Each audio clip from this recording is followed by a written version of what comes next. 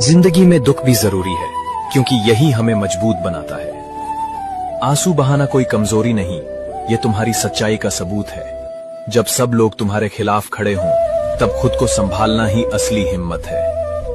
हर दर्द तुम्हें कुछ सिखा कर जाता है, हर ठोकर तुम्हें सही रास्ता दिखाती है। कभी हार मानने का नाम मत लो।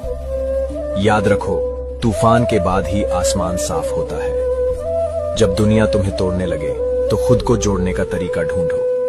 गिरना गलत नहीं है, मगर गिरकर उठना ही जीत की शुरुआत है।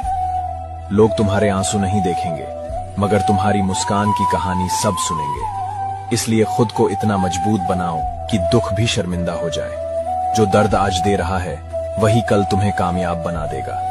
अपने आंसुओं को ताकत बनाओ और दुनिया को दिखा दो कि तुम क्या कर सकते हो। दुख चाहे जितना गहरा हो, यकीन रखो, खुशियां लौटकर जरूर आती हैं।